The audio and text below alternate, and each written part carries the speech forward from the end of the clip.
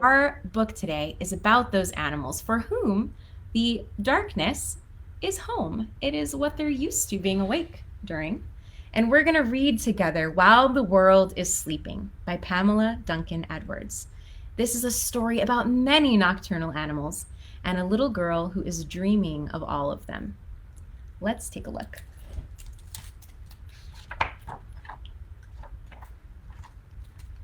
Looks like she's getting tucked in.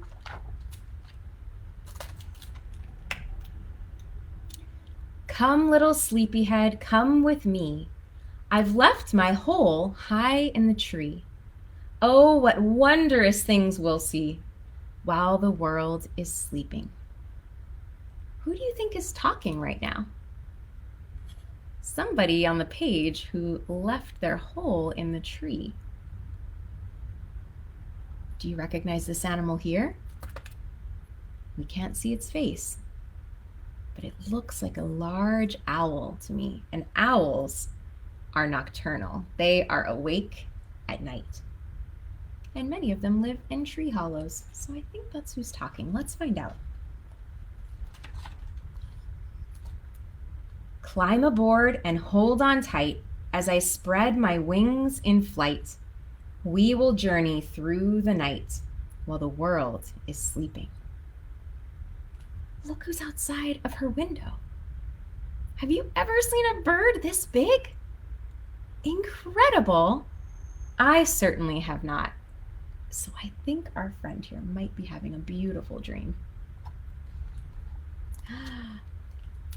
Over rooftops we will sail, above the hills, across the vale, up toward the moon so pale, while the world is sleeping. She has climbed aboard and is flying through the sky. What a beautiful dream.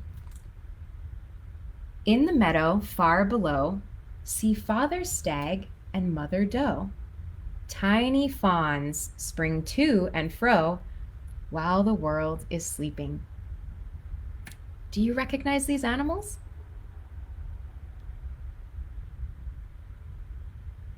These are deer. Stag, doe, and fawn are other words that we use to describe different types of deer. But they are having fun in the moonlight. They are semi-nocturnal. Our deer has stopped to take a drink. Who else do we see here? I see lots of fish. Silver fish are swimming past, in the river, running fast. Will they reach the sea at last, while the world is sleeping? These silvery fish are trying to make it to the ocean from the river. There are several kinds of fish that do that. The one I think of the most is salmon.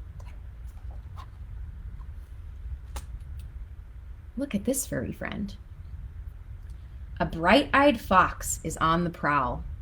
He hopes to take a juicy fowl until he hears the guard dog howl while the world is sleeping. I think that this fox hopes to grab maybe a chicken from this farm to eat. This fox would be a predator, and there tends to be lots of available prey on farms. There is an interesting relationship between predator and prey when people are involved. But I think this farm has a guard dog saying, "Not these chickens, please, fox."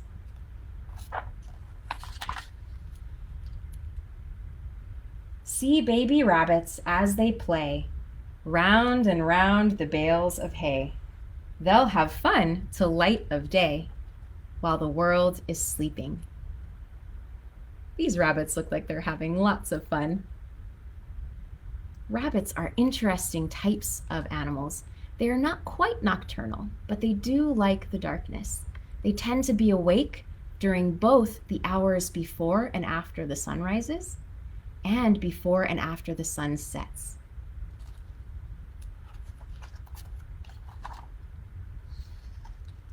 A beaver couple, fur agleam, work together as a team as they start their dam upstream while the world is sleeping.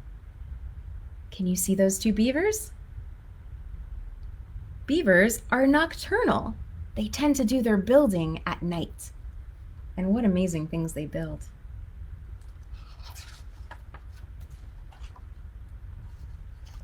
In the woods, a porcupine rattles quills to send a sign. Don't come near, this food is mine, while the world is sleeping. This interesting animal, porcupine, they have quills on their body, which are kind of like long, pointy hairs. Imagine if every piece of hair you had was covered in a thin layer of keratin, the same things that make up our fingernails. It would make our hair very stiff and the ends of our hair very pointy, and that's exactly what's on their body. They can use these quills to defend themselves, to keep themselves safe, and also to send signals by rattling them together. They make a clicking sound, just like the sound when we click our fingernails together. You could give it a try. I wonder what this porcupine wants to eat. Do you recognize these? They're pine cones. Most porcupines in North America live in trees and look for goodies in them. A wise mouse mother squeaks, "Alarm!" and tries to keep her babies calm. No slithering snake must do them harm, while the world is sleeping. We have two different types of animals on this page. There is a predator and prey relationship happening here. I think this snake is looking for its dinner, which would naturally be something small and furry, maybe like these mice. But this mama mouse is going to defend her babies.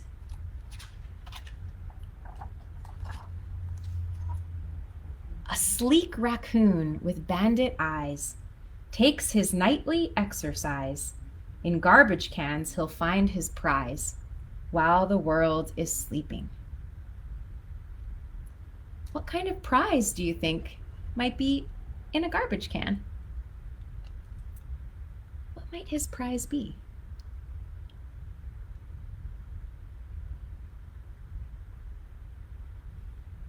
I think it might be dinner. Raccoons tend to do very well living off of the things that we throw away. They might find something very scrumptious in there, like a banana peel or an eggshell or leftovers, anything that they can take a bite out of that we might not find too tasty, they can survive off of. A lean, long-tailed, and slinking rat keeps an eye out for the cat. A bat glides like an acrobat while the world is sleeping. We have two types of animals on this page again. Well, four if you count these two. These animals remind me of our museum. We have some wonderful fancy brown rats in our nature lab that our live animal team cares for. And we have scientists at the museum that study what kinds of bats live with us here in Los Angeles. They have found several types that fly around our city at night. It's very hard to see a small bat as it flies in the darkness, but with the right equipment, you can hear them as they squeak across the night sky. But now it's time to rest your head, safely tucked up in your bed, as over earth the shadows spread, while the world is sleeping. It looks like they're headed back home. The sun. For soon the rooster's song will warn. Dark is gone, it's almost dawn. The day is waiting to be born. The world has finished sleeping. It looks like day is coming. And who is in her bed with her? A stuffed animal owl that looks a whole lot like the one that she was riding in her dream. Do you ever dream? Sometimes the things and people around me find their way into my dreams too. It's pretty fun. The world has finished sleeping. I think we just learned that daytime means bedtime for a lot of animals too. So maybe while our human world has finished sleeping, all of those new animal friends we just made are getting ready to go to sleep. I hope you enjoyed While the World is Sleeping. We took a look at some amazing nocturnal animals. Now, there's a lot of reasons why animals might be nocturnal. Sometimes the food that they want to find or need to feed on is only available at night. Maybe it's a flower that only blossoms at night. Maybe it's a type of bug that only flies around at night. Maybe they're a predator that eats meat, and the animals that they hunt only come out at night. Many animals here in our city find the nighttime an easier time to move around the city. Coyotes, opossums, raccoons, these are all incredible animals that can much more easily cross a city street if there's not so many cars driving down them, right? There are also animals that are small and more vulnerable, and by traveling around searching for food under the cover of darkness, they are more safe. So there's many reasons why they might be awake at night. But I think we got to see that many of them enjoy it and will probably enjoy the coming darkness of our winter and having a little bit more time to do the things they enjoy.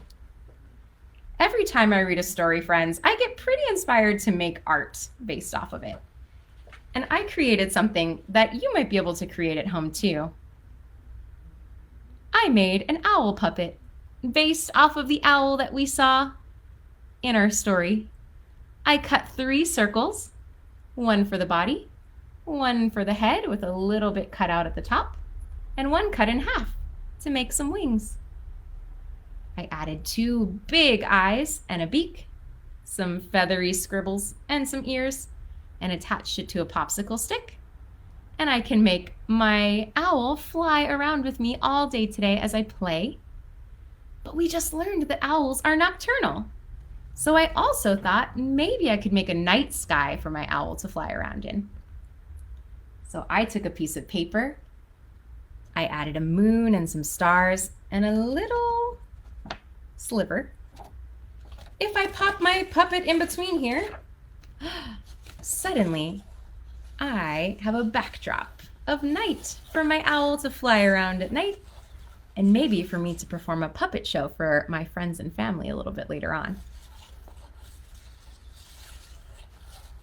I hope that whatever you do with the rest of your day, you can be inspired to embrace the coming darkness that comes with winter, and to think about all of the creatures that might be scampering around and doing all of the things that they do while you are resting in your beds. Have a wonderful day, my friends, and I hope we see you again next Friday for another Storytime Live from the Natural History Museum of Los Angeles County. Bye-bye.